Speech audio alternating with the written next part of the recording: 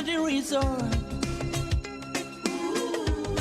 We giving a make your bar. If we saw or do go ye dinner, what them young chill. Man, young crosser. Or dear with my bedroom feelings. Go go till Kodzo. Are you planning on Nicoya Mukomti? Messi, so that you send your dog bar. 1999, Jamaica, Sanada, who jam me out. Out the way, there go the other. I was some for Biashamicasa. I'm more than you want to me from one. I don't want your walk or that daddy. Or don't be a mina fena member. I'll bring me out. I'll bring me out. I'll bring me out. Daddy, nothing on me, but.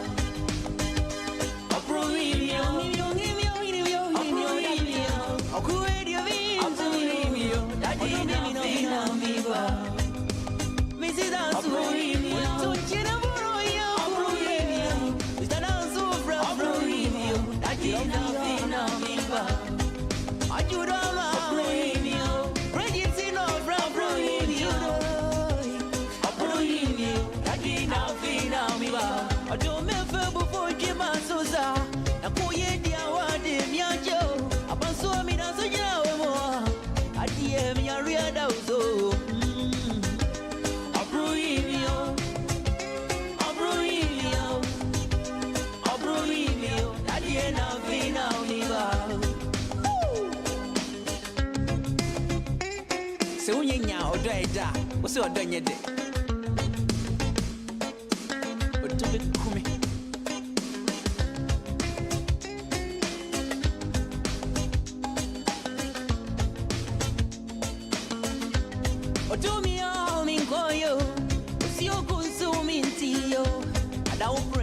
I me umara na bi adobe mi na bi na univa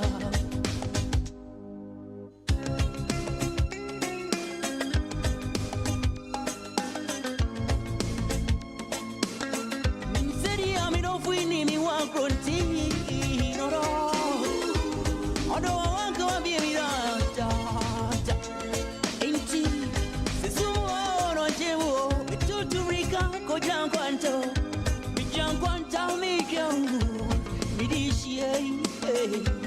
or do you would have been one? Would you make up your diva? Not just anymore. Of many other tennis, your bow. So, me more, no, do you win on my view? How it is, I dare yet not know the other view. Oh, so why?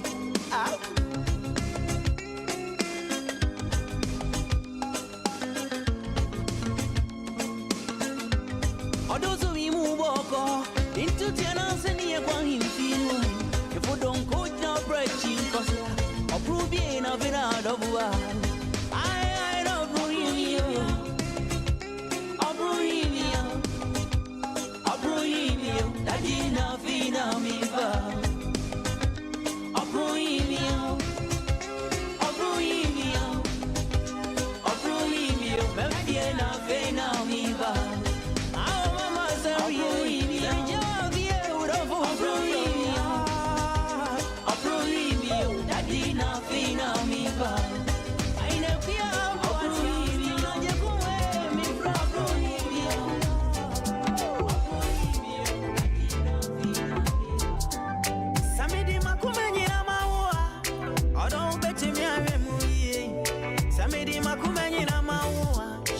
so bet me a so muyeni mede makumeni na nyina be ma odo na ma chane se na tede bisa ho me ho John 20 na me ba be shani ho oh mede makumeni na nyina be ma odo na ma chane se na tede bisa shami ho John 20 na me ba be shani ho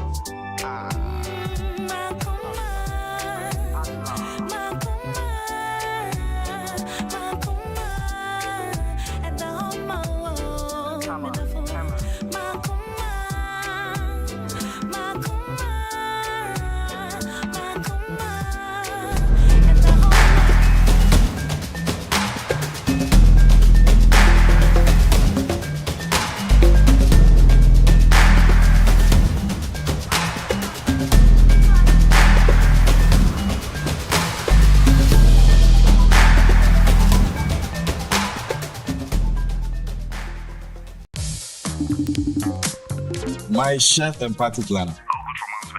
You know we can't get to this retirement/birthday shindig go wrong. Everything is almost ready, but small problem. Why, what's up? We are way over budget, Kweku. Everything is almost twice the estimate. Alibaba, okay?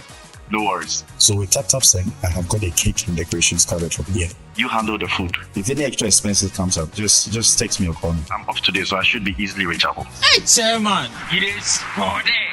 Say, no be easy, you. Chairman has time and money. Would you so Allah. Kweku tap, Kweku do, Kweku do.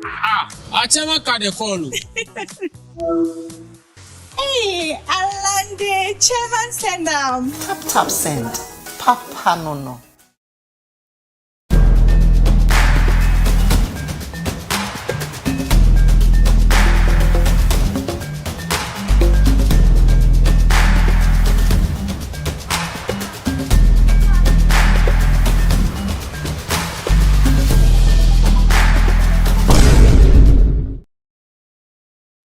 Hello, and good evening, everybody. Welcome to the OT Health Talk. I am Abina, and my co-host is Dr. Akos. Hello. Yep. Hello. Can you hear me? Yes, we can hear you now. Hi, guys. Yep. I'm Akos. Yeah, together with the Oasis. Welcome to the show. It's exciting to be here. Yeah, exactly. And today is the finale of our series that we've been doing, which is the breast cancer show. So today we're having three doctors, is it? Yes, including Dr. Akos, that will be four. Wow. So we have four doctors today who are going to talk to us about different various things, and of course we do appreciate and would like interaction. So if there's anybody on there who would like to share their experiences as well, that's always welcome. So without further ado, first of all, let's thank our sponsors. Well, I would like to thank our sponsors, which are OT Media, Tap Send, for sponsoring this show and making it possible. Also like to thank all our faithful watchers and viewers who have been with us from the beginning and keep joining and supporting us. Without you, there will be no show. So now, without further ado, I will leave it to Dr. Akos to introduce our guests and our topic. Okay. I hope I'm still not on mute. Let's see. Oh yeah, you can hear me. Fine. Yeah. So welcome everybody. Thank you for being here. Special shout out to Josephine, who's always here. It's our sister, and our faithful watchers as well. I can see so many names, so I'm not going to mention everybody. But yeah, thank you for all being here. Today we're going to do it a little bit different. So we're going to break it down into 4 sections. So for the 4 doctors, I'm going to start it off. Each doctor is pretty much going to talk about their specialty. So I'm going to start off by talking about if we're going to have a patient, we're going to have a made-up patient. So her name is Kalina Kobina. Yes, Kalina Kobina. And we're just going to cut it short and call her Cal. So Carl's is going to be our 55-year-old lady who's going to come to see me in a GP clinic. I think it just makes it a bit real if we use a patient. So Carl is our patient, Cal, and she's going to come and see me in the clinic and talk about, what changes she's seen in her breast. So after seeing the GP, I'm basically going to then send her off to the next doctor, who's going to be the breast doctor or the sexual health doctor. They're going to do their investigations on Kalina. And then, after that, Kalina is going to be sent to the cancer doctor. The cancer doctor is going to talk about what they're going to do with Kalina. And then eventually, it's going to move on progressively like that, just so you kind of understand what's going to happen. Okay. So starting off, Kalina, 55-year-old lady. Before we start, so we've got Dr. Kodzo is running a little bit late. So perhaps if you could move his session to like the last session, just to give a bit of time to make it. Not possible? Not really, because of the way the things go. So if he doesn't make it here, I will just cover his session as well. But what we'll do is then he will give us a summary when he comes back so he can still talk about it, just because it has to go through the... Yeah, okay, I understand. Yeah. And okay, and yeah. Okay, that's fine. Well, he sends his apologies anyway. So Yeah, I know he's on his way. So he had an appointment today and he's actually been running late. So you know how it is with doctors. So I'm just gonna share my screen. Oh gosh, I've lost you guys again. Okay. Let's see. Let me know when you can see my screen, okay? yes, we can. Okay, brilliant. So this is just the opening page to kind of say the most important thing we want to tell everybody is for you to check yourself. And the funny thing, I don't know if it's because October is, breast cancer month or whatever, but just today I saw, in the past 3 months, I've maybe done 4 breast examinations in the past 3 months. Only today I did 4 breast exams, and every female was coming to me saying that they had this symptom or they had that symptom. And it's a good thing because I think breast cancer awareness is making everybody, check their breasts and stuff. And when people are a bit anxious about what they see, then they're coming to. So it's a good thing. It means it's working. So again, if you don't hear anything from everything we're going to do today, be like Kalina and check yourself. That's the most important thing here, because the only way that you're going to see that something is wrong is by checking yourself. Again, I'm going to start off with a question that one of my patients asked me today. After I checked her and said, everything's fine, I wasn't worried about her. She then said to me that she's actually a close friend of hers was recently diagnosed with breast cancer, and despite her friend being very healthy, eating healthy, doing everything that she's supposed to do, it just came out of nowhere. Apparently, it was actually it was one of these incidental findings when she'd just gone for like an MOT. She'd gone for an annual check at the GP surgery. She'd gone for a blood test and they picked up something on her blood test, and then they did other things, and then they found out she had breast cancer. So obviously this lady had come because she was quite worried, and she said, how do we know? What should we actually look out for? Because by the time that you start seeing these symptoms of sort of changes in your nipple, changes in the breast tissue, changes around that might actually be too late. And so the only thing she actually really got me thinking, and the thing I thought to myself was the 2 things that I think I can say could be early detectors of breast cancer are, number 1, lumps in your breast. Before any of these changes happen, there are going to be lumps in your breast. So you need to check yourself. Then she asked me the question, a lot of the time we tend to have a lot of lumps in our breast, especially as females. Whenever you've got menstruation or whenever you're lactating, you've got lumps in your breast. So how do you know that this lump is abnormal? And my answer to that question was, the more you check, the more you will know. If you know the normal lumpiness of your breast, you will immediately know when there's an abnormal lump in your breast. But if you don't know the normal lumpiness of your breast, then you would just be, every time that you check and find a lump in your breast, you'd be like, oh my God, there's a lump in my breast. You go to the GP will check you, it's normal. If that happens about 3 or 4 times, you eventually stop checking because you'll say, oh, every lump is normal. But then actually you're not making time to check the abnormal lumps. So that's my only question. So anyway, let's move on to our case scenario today.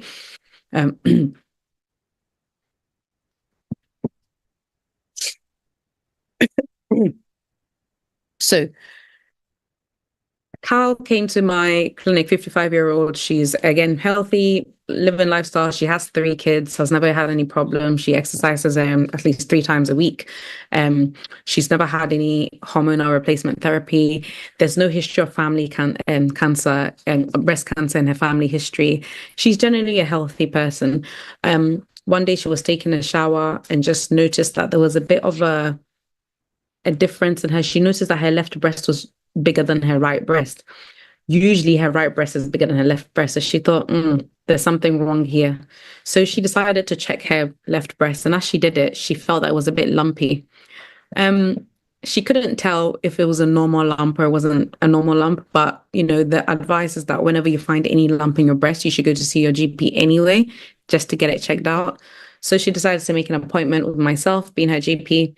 So she came to see me and I did a breast exam on her. So the way I did it was I first got her to sit up. I first got her to sit up onto the bed and then basically got her to lift both her hands up above her head. I'm looking at both breasts at this point. I'm comparing both breasts to make sure that are there any obvious changes I can see. So again, this is the kind of thing that you will do in the mirror. Lift both of your breasts, your hands up in the breast, looking at, the hands up, looking at your breast in the mirror, looking for any skin changes, any asymmetry. Okay, so this you have to do this with your top off and your bra off. You have to be fully naked for this. So lifted her her hands up. I didn't see anything obviously wrong, except for the fact that yes, her left breast was slightly bigger than her right breast. But most women will have one breast bigger than the other breast anyway. So that's not something to be concerned about. Obviously, her main concern was usually her right breast is more bigger than her left. So it had to, but for me, that's the first time I've seen her breast. So for me, that wasn't anything different, right? So after you've done that at the GP, then we'll get you to lie down on the bed. Then you lift one hand up, and then I get to feel. So what I would do is I will feel your armpits first and sort of feel it this way, feeling the armpits, and I'll go down this way to your, before I get to your breast. So like in this trajectory, feeling the contour of the side of your breast, and then I will feel the fullness of the breast. So I did that on the right side first, because I always do it on the side that you first say it's normal. Did that on the right side first, and then I proceeded to do that on the left side. When I got to the left side, I did feel that there was some lumpiness in the left side. So what I did was I explained to her that I found a lump. It can be normal. However, because I found a lump, I'm going to refer her to the breast team. Oh, I see the breast team have arrived. I'm going to refer her to the breast team. At the breast team, they're going to do something called a triple assessment. It's going to involve imaging, so a mammogram, it's going to involve a breast exam, and it's going to involve a biopsy. So my breast team is here. Is my breast team able to continue with Mrs. Kalina? Hi. Can you guys hear me? Hello? Yeah, we can hear you. Are you able to take over, or do you want me to continue? Okay, I'm walking, but I can't. Anyway, just take over. No, you go ahead. If you get to a bit where you can't anymore, I'll take over. So do what you can, okay? All right, cool. So Mrs. Kalina, right? We're dealing with Mrs. Yeah. Kalina. Kalina All right, Kobina. Kalina what? Kalina Kobina. All right, sure. So Mrs. Kalina Walk comes to the breast team because obviously her GP has referred her to see us.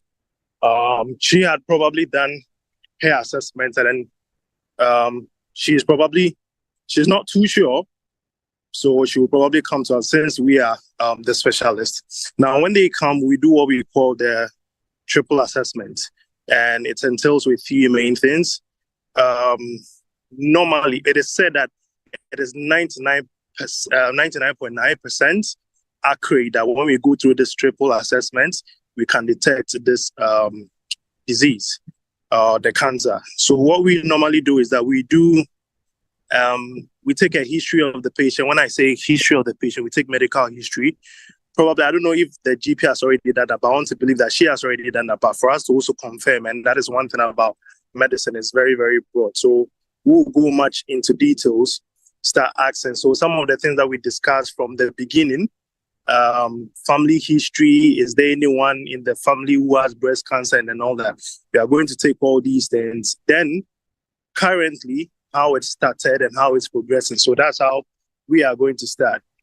Then after taking the history, we'll then do the examination. The same way that what the GP did, we're also going to do our thing. It's all about confirmation. The GP can probably overlook something, and we might probably even pick it up, and then vice versa. So in any field that you go to, you will still have to confirm regardless. So we'll do an examination. And I think Dr. Akusha has already taken you through the examination.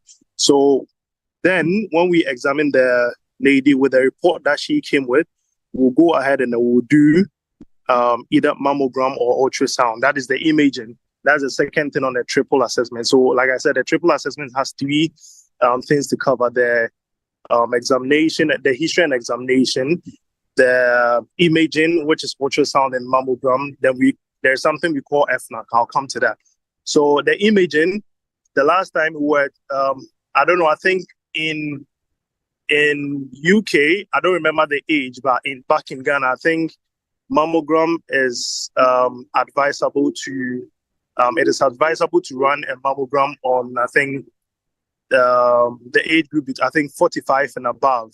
And I was explaining the reason why sometimes, because first of all, if you are younger than that, it may not be able to pick it up. And we said this in some of the previous, I think the two previous ones or something also. So we do the imaging, and then if we should detect something, or first of all, let me just do with the age rate. So below the 45, I don't know, I think other countries also have their own ages and all that. But then below that, ultrasound is preferable. But even with that, you may not see exactly what you are probably looking for. But with the technical know-how, and then because we might be able to describe it and then see what is actually going on, then we'll give the patient, Miss Kalina, the heads up as to what it is. We may probably tell her to go and then come back and then we'll do it again. But if she is above 45, and then we do the mammogram and then we find that, okay, she has breast cancer, if we should see it like that, if we should see any abnormal thing inside there, then whatever the scan tells us, we'll go into details and then try and then find out and then explain everything to her as to what's the next step is. I did, it's rather unfortunate that I'm not home yet, but then I had a separate presentation on that, but I'll just carry on.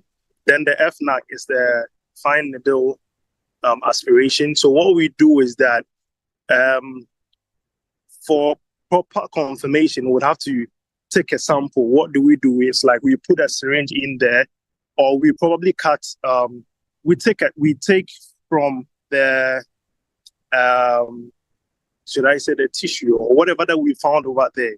We take it for investigation. You take it to the lab, and then when you take it to the lab, they know how they can go about it. They have to investigate, and then when they see that it is cancer, if it's confirmed, then we know that, okay, fine, we are right on track, so we can carry on with what's it called, treatment, or we can start staging it. And that brings me to the staging. So I think that it has 4 stages, if I remember. Yeah, I think 4 stages. So from what we find out, we can now stage it, whether it's the person is in stage 1, stage 2, stage 3, stage 4, then we'll know what to do.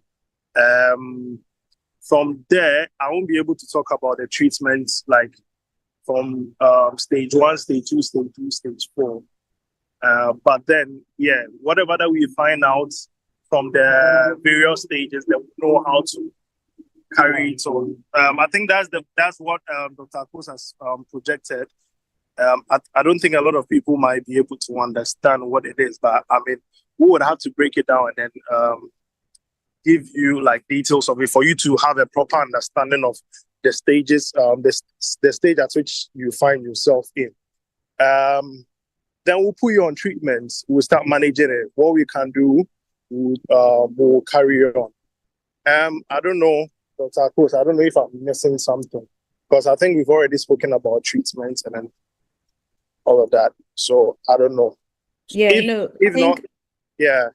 I think this is where your bit ends, because then then oncology will take over, depending on the staging. So oncology is basically another name for the cancer doctors, or sometimes it can be the surgeons, depending on what is going to be done. I think for today's purpose, we're going to concentrate, because in previous sessions, we've already talked about the treatment for it, especially last week. So today we're going to concentrate on sort of the surgical aspect, which is the mastectomy, and especially how breast cancer can actually affect your bone health as well. So we're going to call our surgeon, orthopedic surgeon, Dr. Prah. But before that, Dr. Kodzo, is there anything else you wanted to say with regards to what the breast? No, I just want to apologize. I'm a bit disorganized, but I'm glad that I was able to say 1 or 2. But then I'll get home soon and just join you guys. All right, cheers. Thank you. All right, so Dr. Prah. Hello, doctor. Yep, we are at your stage now. So please tell us when the breast team have now brought Mrs. Cow to your team. What kind of treatments are available, and especially with regards to bones, how does breast cancer affect the bones, and what treatments are available for that? Oh, okay. Thank you very much. So now, when the patient, let's say Carl, right, for a patient today. Yeah. So the treatment option depends on so many factors. So now it depends on the size and then the location of the tumor, and also the treatment option sometimes depend on the general well-being of the patient, whether he's able to get the surgery, get the the chemo or the drugs and so many things. Also, it also depends on, let's say, how fast or how slow the cancer is being, how slow or the fast the cancer is growing. So now let's come to our main target for today. Now, the treatment of cancer. Let's say today, being October, let's use the breast. So we have the systemic treatment and then the local treatment. What do I mean systemic? Systemic has to do with the general treatment, or we are targeting the cells in the body.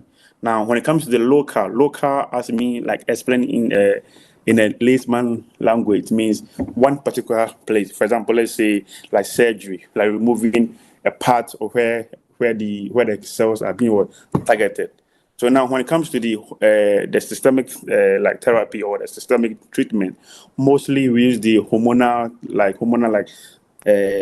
therapy. In this case, it's when the estrogen and then the progesterone hormone have been given to the patient. Now, like mostly we call these things the estrogen plus and then the progesterone plus. In this case, when they are being respond to treatment. Now, when these hormones are not being responded, mostly we call it the negative. Now, another aspect which falls under the systemic treatment is the chemotherapy treatment. In this case, whereby we use drugs to kill the cells. Mostly this type chemotherapy treatment is mostly relieve symptoms, it mostly control the cancer and then give quality of life. Now, there are so many drugs in the system. I'm not going to mention any drug. So we say, okay, I heard this drug from Dr. Blessing, so I'm going to the pharmacy to get it.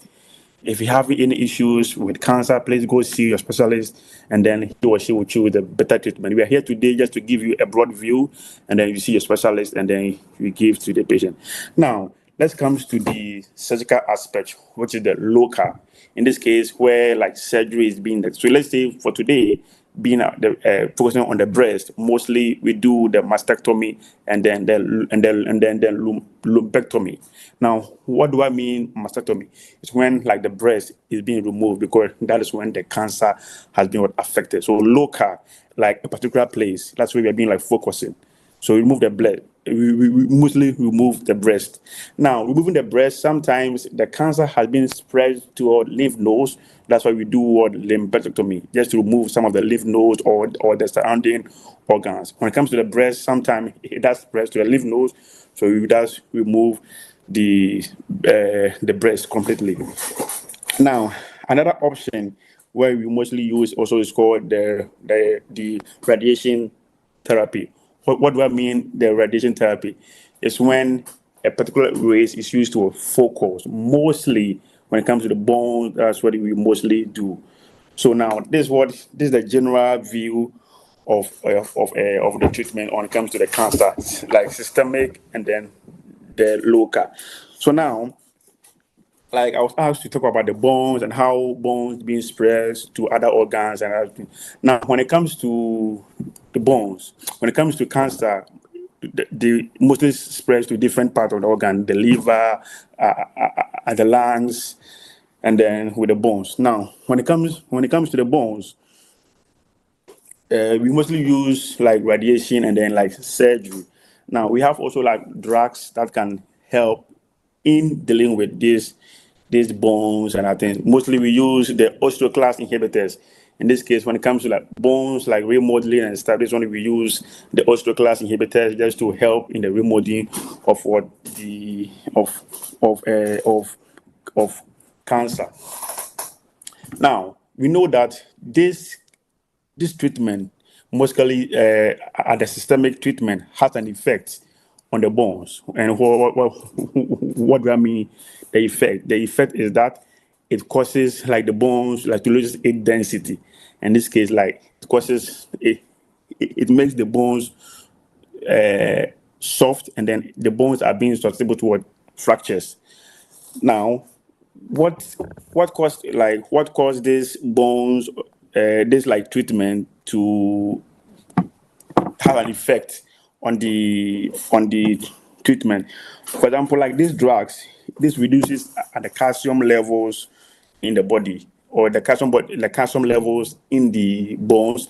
In this case, it weakens the density of the bones, which causes mostly fractures and a lot of things.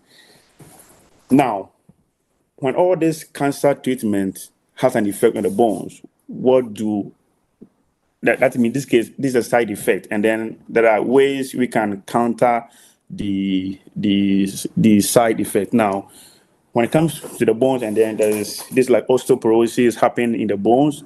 In this case, it's like the whole team. It's not like one doctor getting involved in all this treatment. Now, in this case, we need to consult the oncology doctors. We need to like consult the orthopedic doctors. We need to consult the hematology doctors. So it is a team. Now, so when it comes to the orthopedic doctors, or what they do when the bones when there is an osteoporosis, their main job is to stabilize the bones and then like prevent infection. Now, since the bones has loses its density and then the bone is soft, mostly they put like plating and then like screwings, or put like intramedullary nailing. This is just what prevents fractures. If there's a fracture, this IM nailing will help stabilize or help prevent dislocation of the fractures. So they put like screws, plate, or they put like IM just to stabilize the bone. So this is what basically, after that, you need to like see the oncologist, see the hematologist, and then see what they can do. Now, people usually ask a question: does cancer, after treatment, does cancer reoccur? Of course, it can occur after treatment. And then here are some of the reasons why the cancer can reoccur after treatment. One reason is what we call the microscopic spread. So when Kodzo was talking, you mentioned that there are so many screens or tests you have to do. Maybe at the time of you went for the scanning or the imaging or the testing, that cancer cell or that particular or that surrounding place has not been detected microscopically. So in this case, after treatment, it can occur. Another factor why cancer treatment can occur or reoccur is what you call the lymph node involvement. Now, when the lymph node is being involved, you cannot remove it completely. So sometimes, it goes back. Now, another reason is what we call the resilient cells. What do I mean resilient? Dr. Blessing, I think I'm going to stop you there because you're now going into the next section, which is life after cancer. Right. So, I mean, thank you for all your remarks. I just had one question, Dr. Bless. I know this can come back at question and answer time. Thank you. But I thought you just added in that. What stage does the bone get that brittle that it needs the question and answer time, please. Write down the question time. No, not yet. Not yet. Blessing. All right. The reason I say we have to see Cal through her journey. Okay. So we need to get everybody talking. We'll get all the questions in at the end. Okay. So our next doctor, obviously, as Dr. Blessing has beautifully said, treatment, whatever treatment they've had, whether it's the cancer, whether it's the surgery, the radiotherapy, chemotherapy, whatever it is, the cancer is now gone. But what is life post-cancer now? So we've got Dr. Mustapha, the medical doctor here, to come and talk to us about that. Dr. Mustapha, are you here? Very much here. Hello, welcome. And happy birthday, but we'll come to that in a minute. You do your thing. First of all, just as a disclaimer, before Mabahano, Yamama wanted to say, Mamma Casa Bibri, the big Casa Bibri, I goes now, I'm a warning. I had known, say, blessing, Becca Bibri, say, coming more, no warning. Anyways, about I think all the doctors have said all the amazing things, but when it comes to the follow-up of breast cancer, as in when you have breast cancer, you treat you. Treatment, it's me and your sana omokaya. It's me radiotherapy, it's me chemotherapy, it's me surgical therapy. And all these things, first of all, have effect on your body. And secondly, there is always a possibility of reoccurrence of the breast cancer. Problem, let's say, and something that is not very kind to us, let's say, most of us see breast cancer back home as a brofo foyare. Inti say bibini breast cancer. Whilst in most cases, before na breast cancer sin obiao. Inti say bibini breast cancer. Now I say to even talk about it and I'll go for treatment and ending. One of major treatments is surgery. Inti say unya surgery what happens? Medical surgery what happens afterwards? First of all, we have to consider that the structure of her breast totally changes. Or probably ye part of the surgery and ye part of the breast, and I said sorry. And I said they took away almost the whole breast. In that case, it affects the person's mentally because they are thinking, hey, now wait a minute, as in on any bed man or crown bed. Secondly, the woman that has been with her body for the past 40 years or 50 years, today you catch them and say, ye bako, ye breast no bako. Another thing to consider, so say, Madam Cows, maybe those days, no for no audit research, so you can imagine the mental stress a bit me. During the dragging, during the period of time now, the man was asking probably what are the things you like, or when she was asking the man, what are the things you like about me? One of the things he said is breast. And today, one of the breasts is gone away. So today's session, I just want to divide it into three main things. What she needs to do about life after breast cancer, and what the community, what her immediate family needs to do about it, and then what the community needs to do about it. So with her, the most important thing is consistent screening. As in, I was say, follow the GP, the gynecologist, and I say oncologist screening now. So I think they have sometimes screening depending on how much they pace it or how long they pace it, maybe once every year or once every 2 years. And I say some of them are even on this hormonal therapy for a very long time. And all these therapies have an effect on her as a human being. It can lead them to what we call a chronic fatigue syndrome. And you just say, anytime or sorry, I be kakra no breath. Or whatever they try to do, they feel some chronic fatigue. And with this, the way to handle it is super important that you do what we call the pacing method. As in, say a hundred now before no, the same a hundred now person who applies this year. You go step after the other. You do things step by step. Inti say ende ubitimi aswa die we 30 minutes. Take it 30 minutes. If before you are used to 3 hours, you're 30 minutes there. And if you can concentrate for 30 minutes, concentrate for 30 minutes. Don't force yourself to over-concentrate. And yes, sir, it will lead you to a chronic fatigue syndrome. GP, doctors, and I know it is very important to body. You listen to yourself and then you're truthful to yourself. As in, and that down and can say a year whilst a year. So, and any chronic fatigue. And secondly, you have to think about consistent exercise and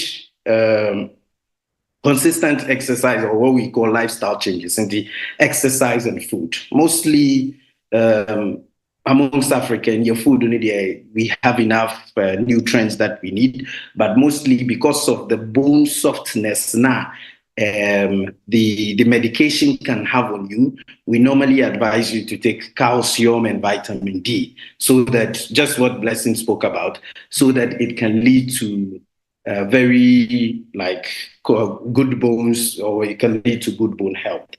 And then the next thing is you need to also start doing what we call self-care. Appreciate yourself, enjoy yourself. When I say enjoy yourself, I don't mean other enjoyment. Enjoy yourself. Like, be proud of yourself that you've been bold enough to go through this, because going through a breast cancer treatment is strength. It needs strength, resilience, it needs everything. So if you are able to go through, you should appreciate yourself. Say, because honestly, if you don't go through, the chances say metastasis, that you have a metastasis and pass away, is super high. In 5 years, you will go, your loved ones will feel sad about you and everything. Whilst you can have additional life, enjoy life even more with breast cancer free. Now, when it comes to quickly the family, that is why we normally advise in this talk show, the men should also come along, because the men play an important role. Because what they used to do for intimacy, they cannot do it anymore. And the woman Miss Cow doesn't also see herself as beautiful as she was before, because now she has a huge mark around her chest. Something that he used to touch during intimacy, he cannot touch it anymore. So the main advice with that is to find other things, sex life now, and sometimes medication now, also it leads to vaginal dryness. 60 seconds. Was it? 60 seconds.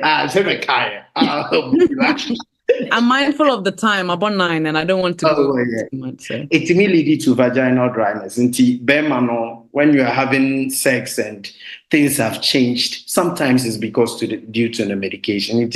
Family support, spiritual support, spiritual support, I'll tell you, everyone, is super important. Like, the strength you get from spirituality can take you a very long way.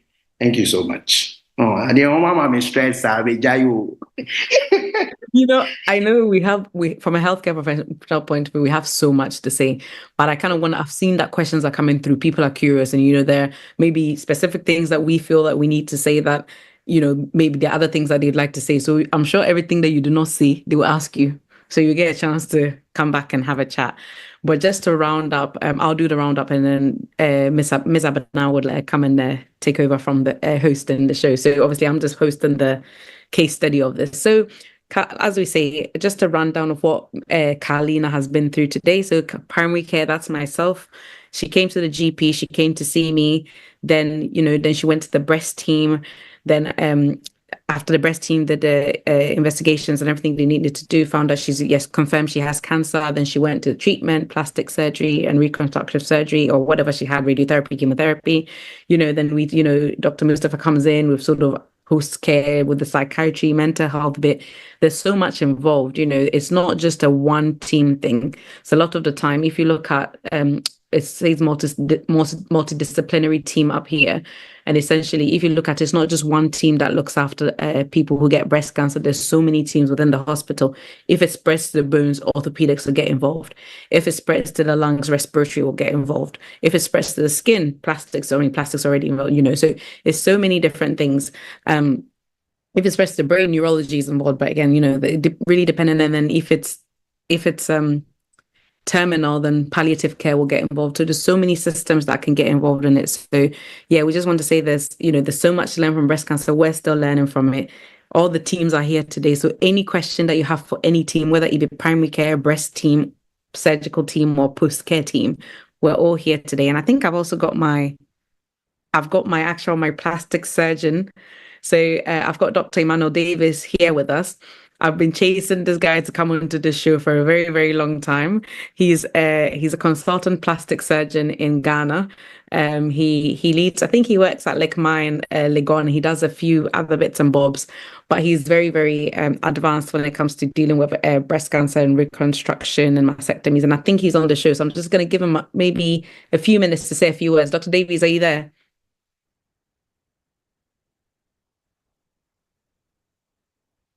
Emmanuel.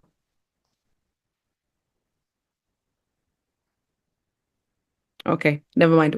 I think we'll take it. I'll leave it here, but I think he is on, so he'll come back. Maybe he's just trying to get in, but we'll get a word from him as well later. But Abana, I'm going to hand over to you now. But thank you for listening to our case study today.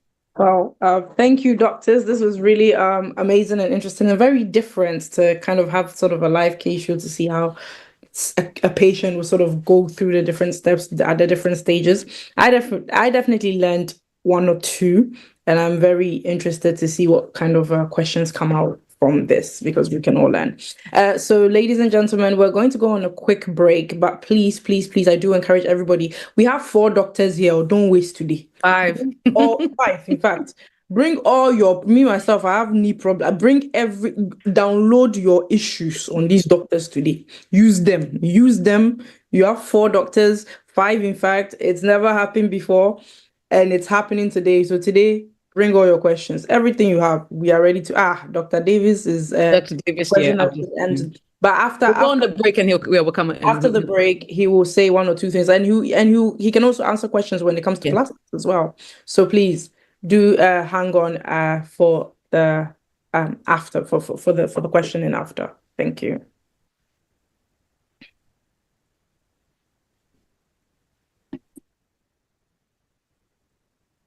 Break. Commercial break. Unless we're not going on break today. Mr. Dr. David. Me offer was a niska bania de awie project no. Eso de bia me offer sika mane wo problem. Enemremu. Na monte tap sending kan. No so ne de. Tap send dey easy, fast and secured way. Ubetimi send this sika free amanone. Aba Ghana bank account and as a mobile money account. Untia transfer fee bia. Sir, I obey any say. Chirani say won call App Store na Play Store. On download the tap send app no. Or download ya. Ebebu sanso promo code. Oma the pet TV shim. Obenya €5, £5, and answer $10 on his first transfer. And you make kwa friend a catch them. Tabi minyanwe. Esansa tap send at the good news aba. Tap send the the customers won't or the tap send wallet aba. I know about anything. So your customer who you cases here. Ubetimi akọ tap send app no no create wallet woso. Enti se rate ne kosora now the sika ko gu wallet no. Anase mpo betimi atu susu nkakra.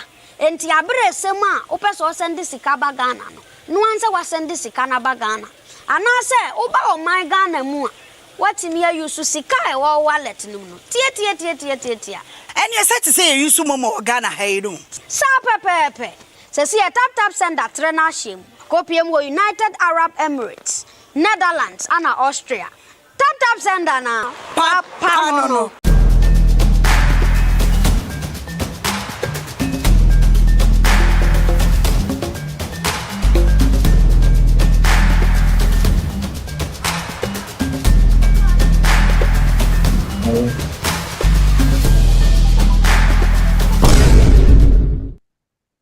Hello, and welcome back to the OT Media Talk Show, sponsored by Tap Send. And you have just heard 4 doctors literally go through sort of what is it, a typical breast cancer stage, what a patient will go through at each stage. Very fascinating stuff. And we now have Dr. Davis with us as well, who is a plastics specialist. And Dr. Davis, are you plastic surgeon in Ghana. Dr. Davis, would you like to give us 1 or 2 before we go into the Q&A session? You're on mute.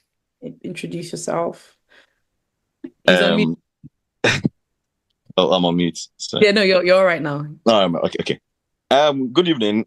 Sorry, I'm joining in late. Yes, I am a plastic surgeon, and of course, good to see you. It's been a long time. My intention was to join in earlier and give a presentation, but I was caught up somewhere, so I can just give a little. I'm sure we've had conversations on what breast cancer is, how they are detected, and the treatment options that are given to them.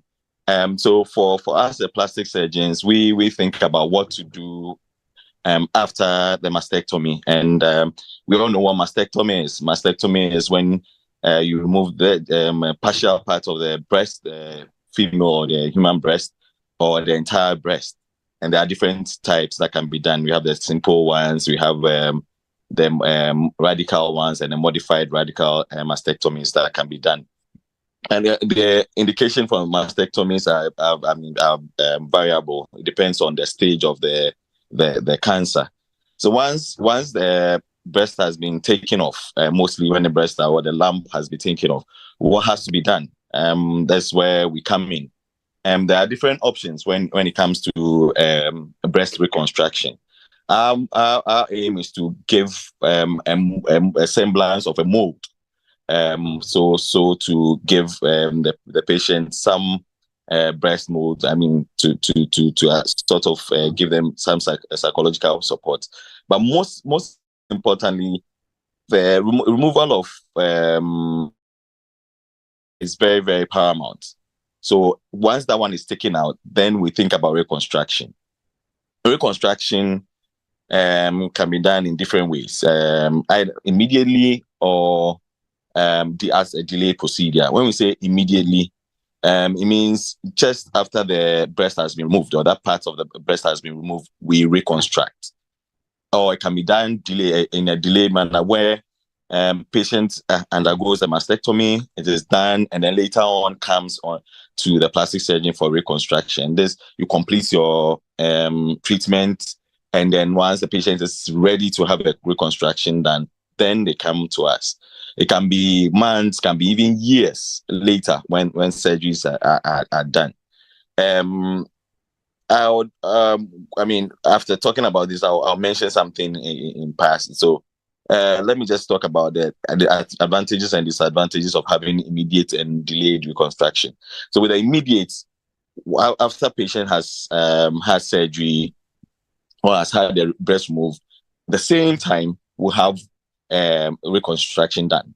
And this has its advantages and disadvantages. Advantages are numerous. They include having a risk of a decreased risk of social and emotional difficulties. For a female or a woman having surgery, having a breast removed, no mound. So once you make it within the anesthesia, you wake up and you still have a mound there, and still, it's sort of give them some emotional satisfaction because they still have a mound, and whatever is done in there. When you wear your dress, nobody can see what has been done to your breast. Immediate ones also give some better cosmesis because there's less scarring, the tissues are still can be molded, so it's much better. And you also undergo fewer surgeries because you have the surgery at the same time under the same anesthesia. And we also make a note of the fact that this reconstruction doesn't have any impact on recurrence. It can, you can have recurrence despite the having. It depends on the type of cancer you've had and all the treatments that you've had. And responses are usually monitored by oncologists. The disadvantage of having an immediate surgery means you're having surgery at the same time. It may go on for 4 to 6 hours. Patient comes in and it comes out and it's so tired. The recovery time may be a bit longer. Sometimes there's some delay in treatment because wounds may not be healed properly. Because it depends on what type of reconstruction options you have. We may have the breast, wound on the breast, and then wherever we take the tissues from, there may be a wound there as well. So these may also affect further treatment. For the delayed, the advantage is that the patient has more time, or the client has more time to think about what options there are and whether they want to embark on that journey. And usually, you have there are multiple surgeries, but usually there's less or there's shorter duration. But this also depends on the type of reconstructive option that would embark on. Disadvantage: additional surgery, scars, which may affect the outcome and the cosmetic outcome And it may also affect the emotional or mental status of the patient, because you may go a long way without any mount. And sometimes they may have to do with some prostheses, external prostheses like foams or any silicone breast prosthesis. That's the issue with the delayed. The options of reconstruction. Yeah, generally we have 3 options. You can have your own body tissues being used to reconstruct the breast, or you can have implant-based, what we call the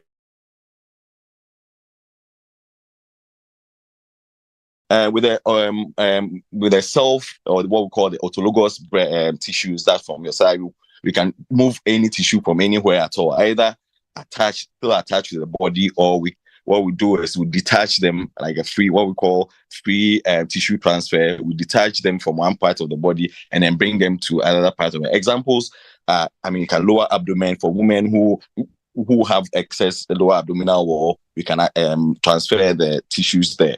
We can also do that from the back, muscles that help us climb. You can also use those once they are developing. We can take a muscle with the skin. I can only use that one to reconstruct them, but it gives you a very good move. But sometimes the one from the back that is not too big, so it depends on the breast size of the client.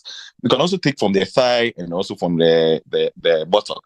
So all these things are dependent on availability and the donor size of the patient. Implants. The implants are 2 types. You can if the person has a very big breast and the tissues that are removed are not, you still have some breast amount of breast tissue present. You can the breast is big. We can just use the skin envelope and then use it to reconstruct the breast with the implant. Those ones are just straight implants. And then we have what we call the tissue expander, where you put some form of the implant in there. It's usually collapsed by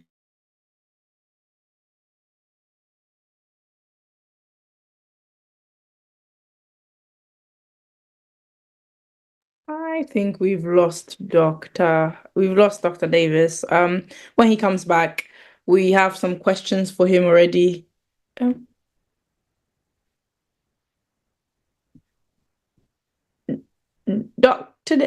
dear. Sorry. I went off a bit. I was just talking about the implant base. So you can have the implants where you put in the implants just after surgery, and then you blow it up to the size that's appreciable size that can match the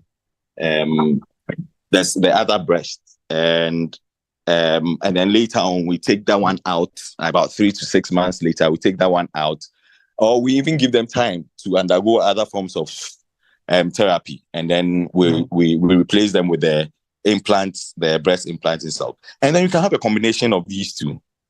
They all have their pros and cons. As I said, so by all these reconstruction will be dependent on the patient, the cancer, the staging of the cancer, the person's lifestyle. If you smoke, smoke or obesity may affect issue with wound healing. So they may also affect the options of reconstruction. For those who have some comorbidities like hypertension, diabetes, and other chronic diseases can also affect the choice of reconstruction. I think Dr. Davis, we've got some questions for you. So we want. Yes. But yeah, no, thank you so much for that. That was very, very detailed, actually. Yeah. And I think I might me myself, I've learned a thing or two. Wow, and I can see hands popping up already. So Abdul, you want to take over? Thank you so much, Dr. Davies. Abdul, you're on mute. Oh, sorry. Yep. Yes, thank you so much, Dr. Davies, for joining us. And we'll start with the questions that pertain to your field. So one from Rita, which is, does cosmetic breast surgery cause breast cancer? No, mostly no. No, there are some. No, not that I know of. With the implant based, I know some implant based. There were some issues in the past about implants associated cancer, but it's more of a lymphoma, which we can be treated, which is very, very treatable. But most cosmetic. Oh, yeah. Okay, the next one. Oh, okay. Doctor, we lost you there a little bit. Are you back now? No, he's back. I think. I know. No, I don't think so. You're not on mute, but we can't hear you actually. Yeah. Okay. We'll come back to Doctor. Oh, did I miss any other question? Sorry, Yeah, there was one more question. Just how much from Nancy? How much is breast reconstruction? Nancy, are you asking that in Ghana or for the UK? Oh, it's done. Actually, now it's part of the breast service, and everywhere, whether in the UK or most people have breast reconstruction as part of the breast cancer service, because people opt out of breast options of reconstruction. So what we are trying to do now is to try to get the plastic surgeons as part of the service, so we can offer you a reconstructive option. So you can even advocacy is now for people to for early detection. So once you go in, you know that there are options for you if you're going to have any deformity in the breast. And the other ones that I didn't mention earlier, what we call the oncoplastic, where we actually combine plastic surgery with the excision of your tumor. So those ones, we are able to fill in the gaps of the places where not necessarily when you have the full, the entire breast removed, some parts of the breast, and then we rearrange the tissues around the breast to fill in the gap. Oh, okay. Or the space. Lovely. Okay. All 5 doctors. Thank you, Dr. Davis. With the rest of the questions, I will ask the questions, and then whoever it kind of like pertains to, you can sort of like allocate it to yourselves. But I think I'll go ahead. Just before you go ahead, I just want to throw it out there that Dr. Davis does BBLs and all those ones. Hey, is that so, Dr. Davis? BBL, tummy tuck, those things. Yeah, we do tummy tuck, breast reduction, tummy tuck. So if anybody here wants an opportunity to be able to do these things, you can ask him or you can message him, take his details. Can you put your details in the chat for those of us? I'll leave that to Akusi. Akusi has my number, so she can do that for me. I will be his manager. Just I'll take my 10%. So. But now why you so interested like that? Why am I so? Why you so interested like that? Interested so much? For a friend. That's why. All right, we talk backstage. Let's continue. But to start, at what stage does the bone get to that brittle stage where it needs the sort of support of the metals? I think this is directed to you, Dr. Blessing, because that is your field. Okay, so even if like someone hasn't gotten any, let's say, cancer or whatever, as you grow or like as you age, you are definitely going to get like osteoporosis. Your bones are going to become weak. Okay, so now there are signs and symptoms that will show that okay, this is osteoporosis. Mostly you're getting like a frequent fractures within a sleep, jumping, everything you get a fracture. And mostly all this like osteoporosis occurs mostly like with the long bones. What do I mean the long bones? Your femur, your tibia, your fibula, your ulna, your radius. This is when the osteoporosis happen. Now, I think like there are ways the lab, when you go to the lab, they can measure your bone density, but all these are costly, like money involved and other things. But there are signs and symptoms. Mostly you have like a hunchback. They say once you age, like you become like you think like you bend up. Yeah. So all these are signs and symptoms. That's okay. Now your bones are I've been prone to like osteoporosis and what have you. So how do you? I'm sorry, I feel like I've hijacked this, but how do you, when it comes to breast cancer, how then do you sort of see? Is there any bone in breast anyway? No. Like when it comes to like stage 4. She is not my sister, guys. When it comes to the stage 4 of the breast cancer, it's mostly like, let's say, like spread. You understand? Your back? Pardon? It spreads to your back or like? No, that's for the back. Last time I was giving you like the signs and symptoms of like what you should like. Okay, but not necessarily like it spread to your back.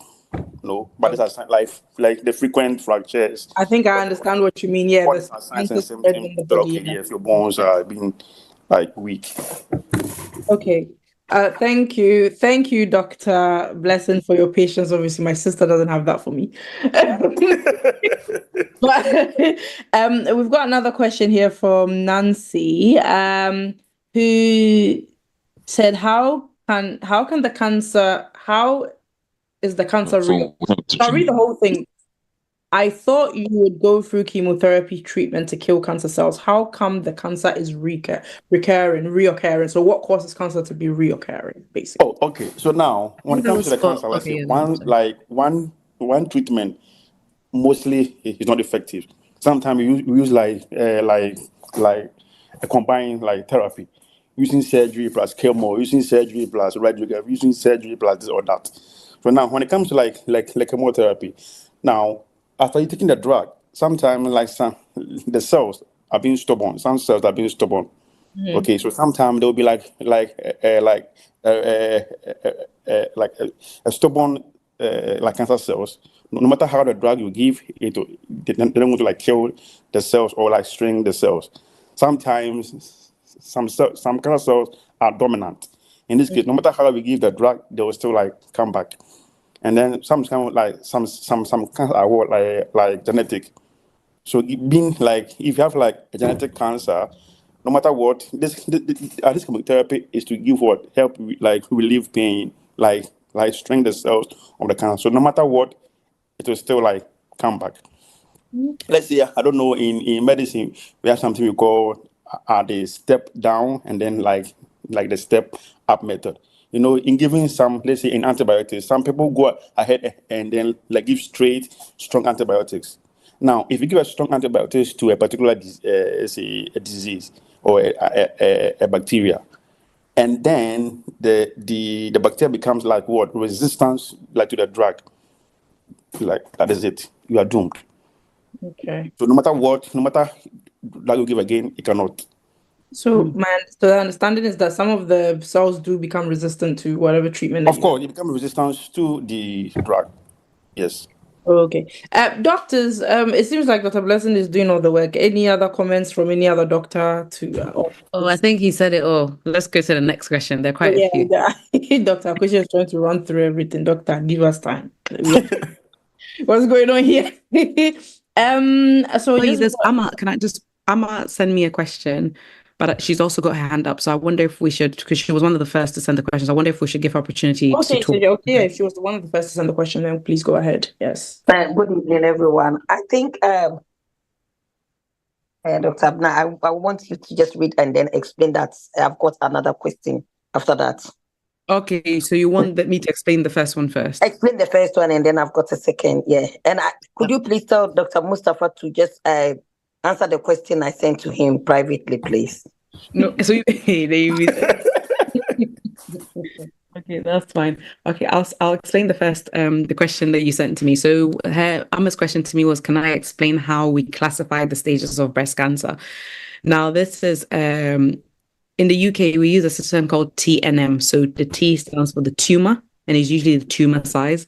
The N stands for node, so it's usually the surrounding lymph nodes. And then the M stands for metastasis. And this will answer somebody's question. I think Abena asked, what is metastasis? Metastasis just means spread.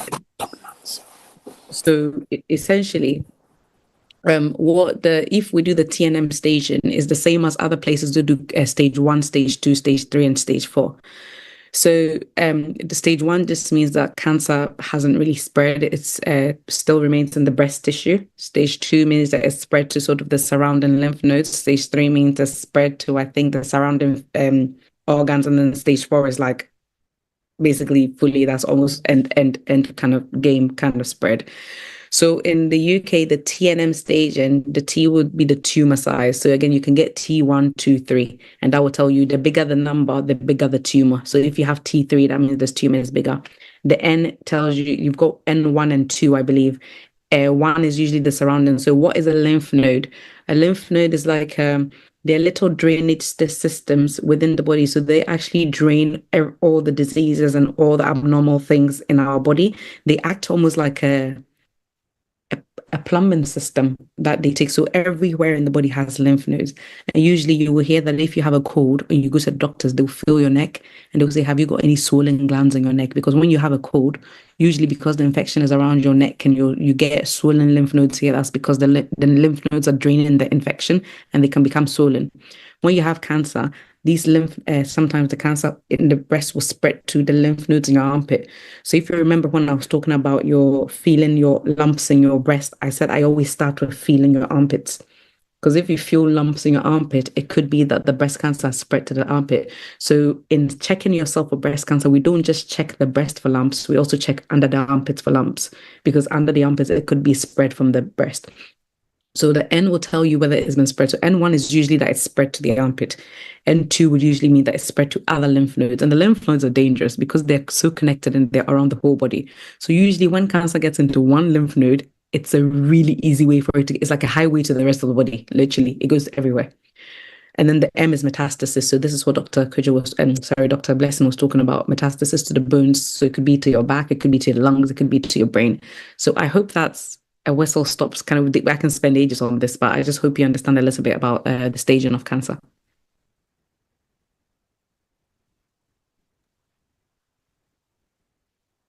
You're on mute, Abna.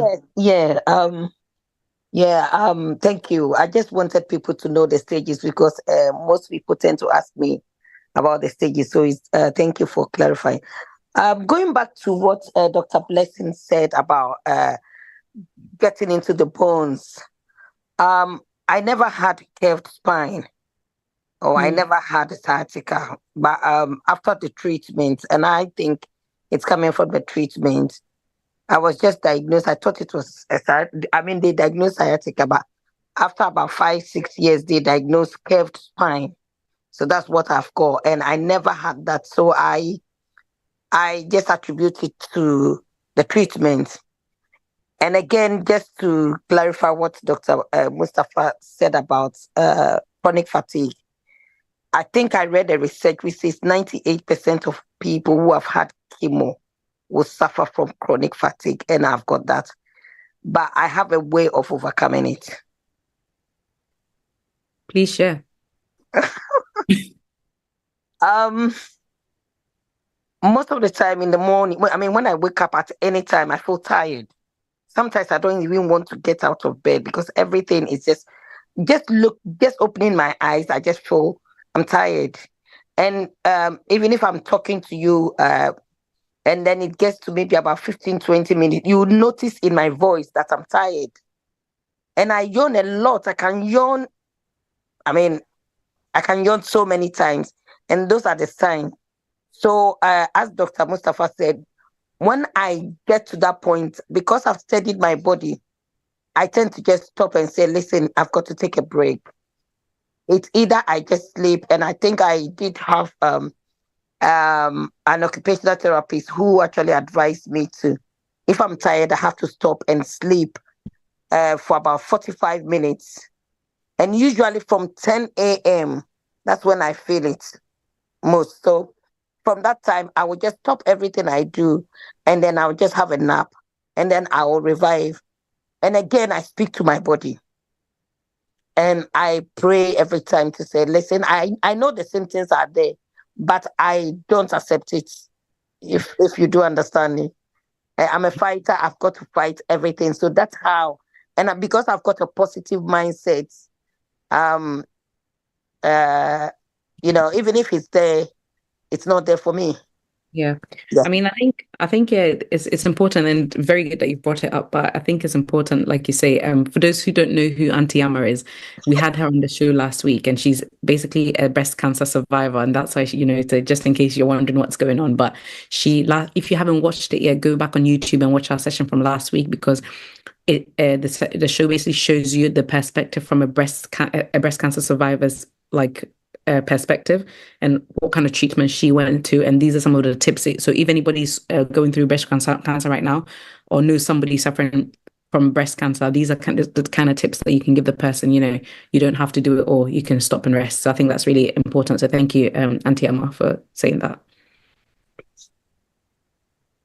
Thank you, doctors. Thank you, Auntie Amma. I will move on to Janet, who has had her hands up for some time now. Janet.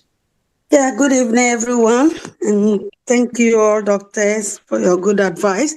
Now, my question is, the doctor mentioned about the reconstruction. Now, if someone is a diabetic, we know that when you have a wound, it's difficult to heal. So if a diabetic person have breast cancer and they have to do operation and the reconstruction, how does it affect them?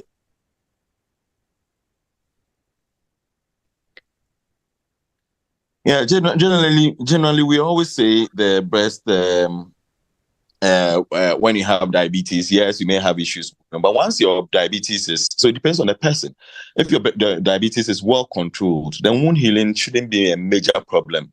And other factors are taken into account when you are talking, we are looking at the options. So the breast cancer stage is very important, and then with the treatment options, in some cases we may have to have radiotherapy.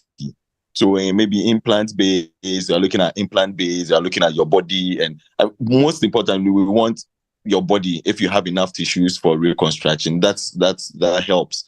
If your diabetes is well controlled, or we take care of all these factors, and we choose an option that will suit the person. So even though there are general options, we actually tailor made. I mean, so we tailor it down to the client, and the client based on the client's factors. Having diabetes doesn't preclude you from having reconstruction. Yeah, I think that's a very good answer, because even if you think about other surgeries as well, diabetics are able to get other surgeries done, not just, if you have a heart problem or if you have a heart attack and you need to go and get a surgery done, you get it done. I think most of the time that anesthetists just optimize the patients and make sure that, they've got the right medication, that, their blood sugar is under control. And obviously after you get monitored anyway. So yeah, I think that's, thanks for answering that question. I think I've lost my co-host, so I'm going to take over from here. I'm just going to go. You've not lost your co-host. Sorry, I'm right here. I just excuse myself for some time. I'm sorry. I'm back. Yes. So on to next. We've got Cecilia next. Hi. Good evening. Evening. Thank you, doctors. My question goes to Dr. Davis as a plastic surgeon.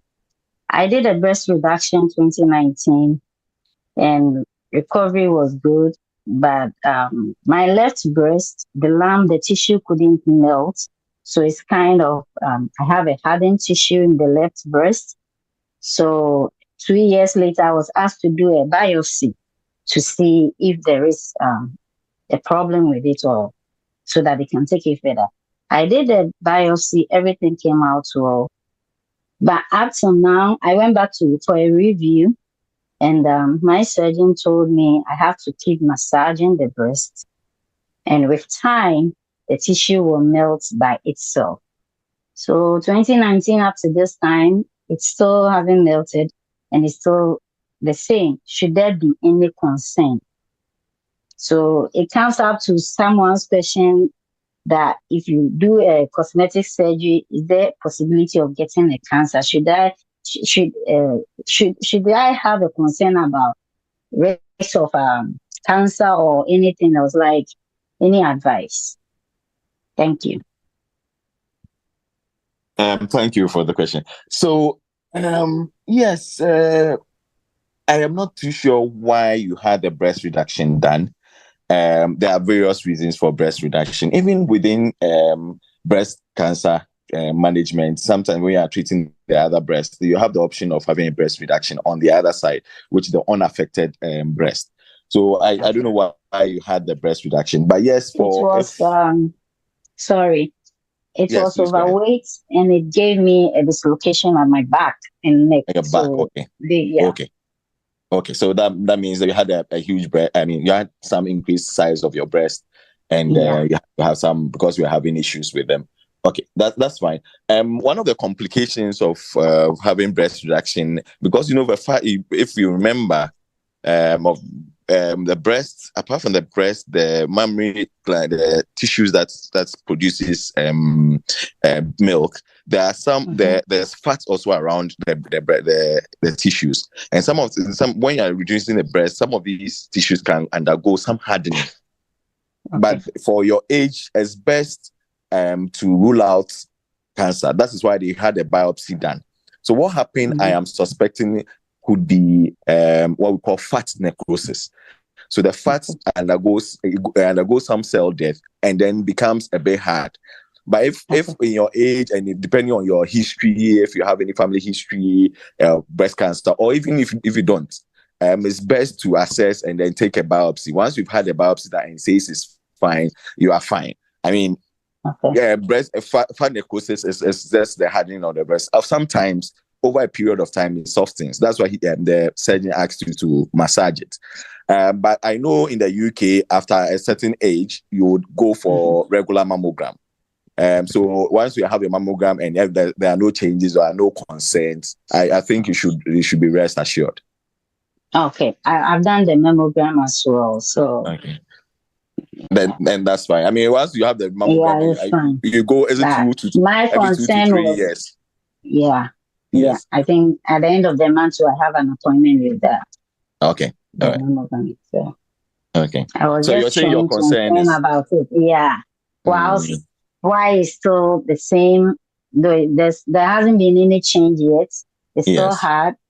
I keep massaging it, but I was supposed to, I'm expecting improvements in that. Yes. Yeah. So as I said, yes, just be reassured. Once there's nothing untoward per the investigations, the biopsy and the regular mammograms that are done, it should be rest assured. As I said, these complications are related to the surgeries. They are not necessarily cancerous. They are benign complications that affect the fat cells. They become hard, and it also happens in some cases of liposuction. Sometimes you may have for the fat hardening at some point in time and becomes and it may stay that way over for a long time. In some cases it may even resolve over a year or two. So you should just attend your regular appointment. If there are any suspicions at any point in time, either they will go on further to do a repeat biopsy or think about what another form of investigation. Sometimes they even go on to do MRIs to even assess the breast. So it shouldn't be much of a problem. Once your doctor has reassured you, I think it should go with his or her word. Okay, so in this case, there shouldn't be any need of doing the surgery over again just to take it out or something. No, not necessarily. Okay. Not necessarily. Okay. I mean, unless there are concerns from the tissue biopsy, then they may have to go in and take it out. Okay. All right. Thank you. You're welcome. Thank you, Cecilia, for your question. Thank you, Dr. Davis. I've got a question in the chat that smells like one for Dr. Kus, but I don't know. The doctors can decide. Please, is there no other treatment for breast papilloma aside surgery?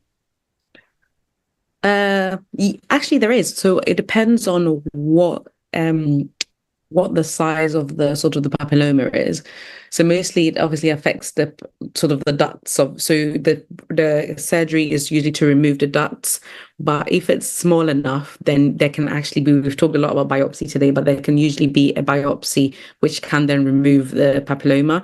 Sometimes if it's too small, if it's really small, your GP or your doctor might say just monitor it, wait and see.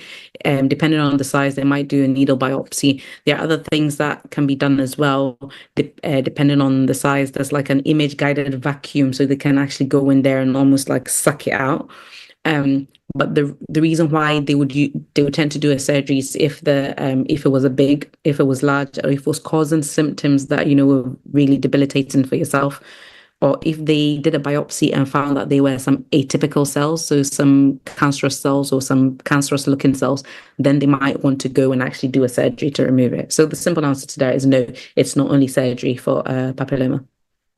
Oh, excellent. That leads me to my last question, because I'm just looking at the time. It's 9:30. Thank you guys for staying.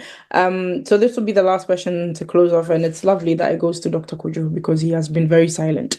So Dr. Kodzo, this question is for you from an anonymous person. You talked about biopsy for investigation. What is breast biopsy? How is it done? And what does it show?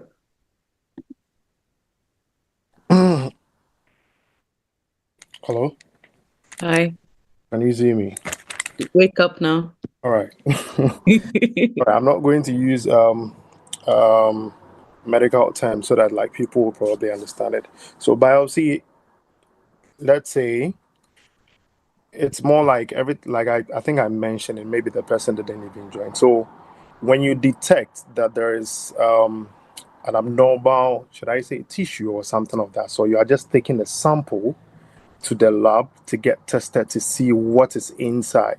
So let's say you've done a scan and then you've probably see something, or there is a lump, and then you've gone through your what's it called, your triple therapy, and then it gets to the FNAC, that is the fine needle aspiration. So we take a sample of it, then we take it to the lab, then we look at it. What is it? Is it that is what is going to show us, like they have their way of doing it.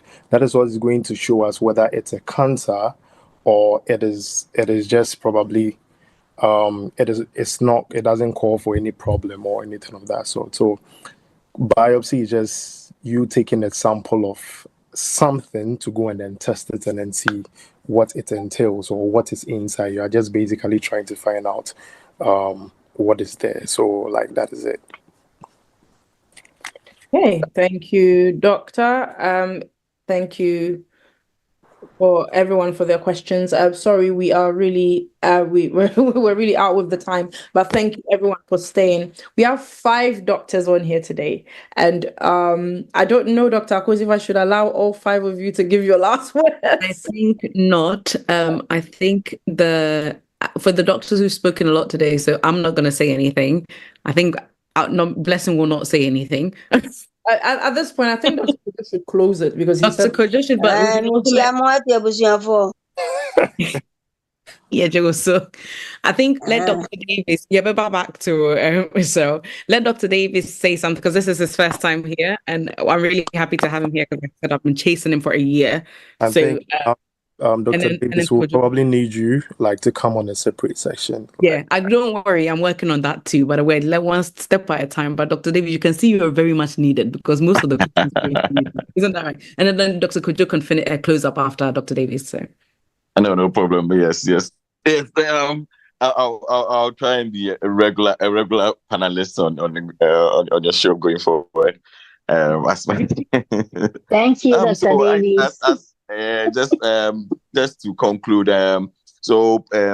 breast reconstruction is part of the service that is offered to breast cancer patients, and it's also in a bid to help patients know that even though they may have their breast being removed, there's an option to have it reconstructed either by using their own tissues, or by using an implant, or by using a combination of both.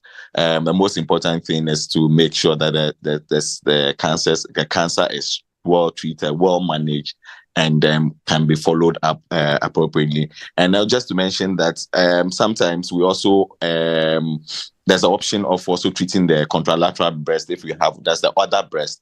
If only one breast is involved, we can either lift it up. Some people may have in a bit to sort of symmetrize or make it almost the same size. We can also operate on the other breast by lifting, that's mastopexy, or doing a breast reduction, like and one of our aunties said she had done. And then also the oncoplastic surgeries, as in combining plastic surgery methods and the removal of the tumors. And then one last thing, there are some cases of prophylaxis where some people have had some genetic mutations being identified, like what we see, the BRCA, BRCA1 and 2, and because of those ones, they have increased risk of developing breast cancer in later stages. With those ones, some people can opt for prophylactic mastectomies being done and then having reconstruction and done. I think I would end here. I won't take much of your time. So we are always available for consultation and how best patients can be. And so we can get a lot of patients opting for. But interestingly, I was actually listening to a breast cancer survivor on Joy FM just before I got on to, and because she was offered breast reconstruction options, she had to go for treatment. And these are the things that's part of our aim, and we are hoping that a lot of women will come on board, including men, because we have men also developing breast cancer. Thank you very much. Thank you so much. Interesting that you can reconstruct a man's breast too. But thank you very much. We'll bring you on board later to talk details on that one. So now we hand over to Dr. Kodzo to close us, please. Thank you all for joining us today. I think Dr. Mustapha also got a last word because his time was short. We'll come to it. We'll come to Dr. Mustapha. Don't worry. Dr. Mustapha, please come in. No, Kodzo first. You first. All right. Thank you all for joining today as we threw more light on breast cancer awareness. Just know that it's not about statistics and stories. It's about action. Like I mentioned the previous time, regular screening, self-exams, and spreading the knowledge can make a difference. So remember that early detection saves lives. Let's continue to support research, empower each other, and break the stigma surrounding breast health. And I want to believe that together, you and I, we can create a future where breast cancer is no longer a threat. So stay informed, stay strong, and take care of yourself and your loved ones. Thank you very much. Thank you, Dr. Kodzo. That was a lovely close to the session. And now, Dr. Mustapha, if you don't mind showing your face. So Dr. Mustapha is not just going to give us a word. So it's Dr. Mustapha's birthday. It was Dr. Mustapha's birthday yesterday. So Dr. Mustapha, we're waiting for you to show your face. There he is. Happy birthday to you. Would like to sing happy birthday to you. And then after, you can close us with your words of wisdom, since your time was short. I don't know how to feel about this. Dr. Kodzo, you're on mute.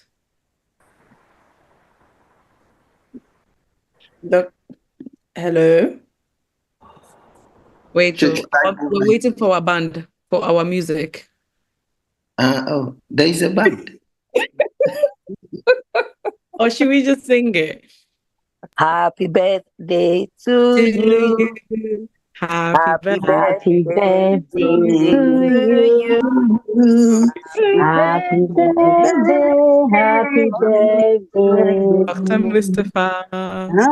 Happy birthday to you. Dr. Mustapha, please don't forget my. How old are you now? Please, we will not sing that part. He's young. How old are you now? How old are you now? So, that's I was talking about breast cancer. Anyways, thank you very much. I appreciate this a lot, and I have recorded the names of all the people that have sung the happy birthday. They'll get personal consultation for free. Mr. Mars, I'm recording with you. I'm up to me. Won't forget it. Anyway, next time you better do chama what birthday. Mate, no problem. Anyways, Madam Wase. And just some few words about the Breast Cancer Awareness Week. I think as my talk was very focused on post breast cancer treatment or post therapy after breast cancer, it's very important that we take care of ourselves and our families support us as well. So the men here, we need to understand, and the family as well, we need to understand that breast cancer is not because of a curse, and it's not because the person has done something bad in their life. It's also a disease. And so just like hypertension is a disease, just like diabetes is a disease, breast cancer is also a disease. So don't see someone who has breast cancer like someone who has done something bad. Let's give them the support they need. Let's encourage them. And to you, breast cancer survivors, I can say you're amazing. You're resilient people. I'm not even sure that I can do it myself if I had something. But if you've been able to pass through this journey, then I say kudos to you and long life to you. And may the good give you more strength. Thank you once again. Thank you, Dr. As if you all show your face so that we can see the doctors, the brave doctors who came and imparted knowledge to us today, doctors. And we would like to thank you very much for taking the time out of your very busy schedules to come here and do this for us. We appreciate you all. God bless you all. There's Dr. Kos and Dr. Kodzo together. Okay, and another link in the thing. And so also just if you look into the chat, there are 2 links there. So there's the OT community. So that's where please join. That's where you get all the updates on when the different programs are happening. And then we've also put in a link there on Oasis, how to contact us as well if you want a particular topic discussed, if you want any questions answered, or even if you just want to contact a certain doctor from the sort of panel and you're not able to get through to them, we can probably link you or anything like that. So we've got our contact in there too. Just to close off, tomorrow is a time with Tap Send. Same time. Oh, sorry. Same time, 8 p.m. And then on Friday, follows up with Ask the Lawyer Anything. So anything to do with immigration issues, you can find that here as well. Once again, we would like to thank each and every single... Sorry. Tap Send. Oh, it was my baby, you're from California. The only boss. With oneness, baby, will be everywhere I did and everywhere I go. Tap Send got me covered. It was therefore, if you need to send money or transfer money from Europe, from Canada, from USA, from UK, any part in Europe, you can send it through Tap Send. And guess what? Oceania, they will receive it right here in Ghana and many countries across Africa. So what are you waiting for? Download Tap Send now on Google Play Store or App Store. When you download, it's so easy to use. Tell your families, tell your loved ones to download Tap Send. Okay? But also, when I receive my money, the other time I would channel, like my view, hey, you crazy. Download Tap Send now on Google Play and App Store. Tap Send. It's secure, convenient, easy, and fast.